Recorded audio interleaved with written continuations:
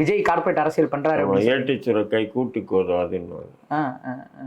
பங்களா வீட்டு குரோட்டன் செடி வந்து பயன்பாட்டுக்கு பலன் தராது. புரியுதுங்களா?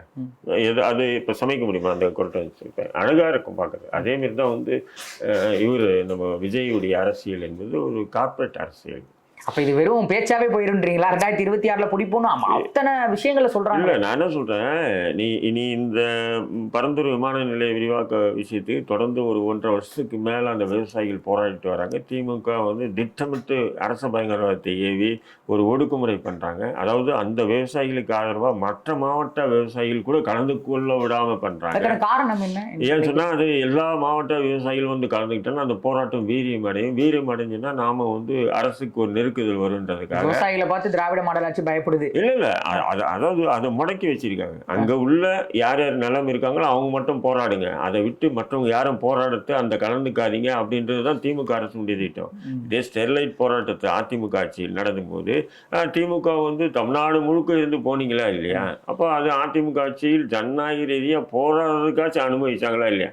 அதை இறுதியில வந்து துப்பாக்கி சூடு நடந்தது அதெல்லாம் வேற விஷயம். இருந்தாலும் போராட்டத்துக்கு அனுப்பிச்சாங்க. ஆனா திமுக அரசு எப்படின்னு சொன்னா அந்த மாவட்டத்தை இப்ப நீங்களே நானே கிளம்பி பறந்துட்டு போகணும்னா முடியாது தெரியுமா உங்களுக்கு? உடனே கைது பண்ணுவோம். அப்ப விஜய் என்ன பண்ணணும்னு சொன்னா இதை போய் நீங்க பர்மிஷன் கேட்டது, ஏதோ பவுன்சர்களை அனுப்பி நீங்க வந்து அங்க வந்து எது ஒரு பிரதமரோ ஜனாதிபதியோ வந்தாங்கன்னா அந்த என்ன சொல்றது பாம்ப் ஸ்குவாடெல்லாம் போய் செக் பண்ற மாதிரி பவுன்சர் என்னங்க அவன் ஒரு சீன், அதாவது ஒரு சீன் போடுற மனுஷங்க தான் பவுன்சர். அதாவது ஒரு கல்யாணம் மண்டபம் ஒதுங்க ஒதுங்க ஒதுங்க அப்படி ஒரு சீன். அவனுக்கு ஒன்று 2 கல் எடுத்து அடிச்சேன்னு வச்சுக்கலாம் தெரிச்சு ஓடிடுவானுங்க. ஏன்னா அவனுக்கு அந்த உடம்பு அந்த பாடி அதுக்கு ஒரு சீன் மன்னனுங்க தான் அவனுங்க. அதாவது ஃபைட்டர் எல்லாம் இல்லை. அவங்க நல்லா பவுன்சர்கள் எல்லாமே ஃபைட்டர் எல்லாம் இல்லை.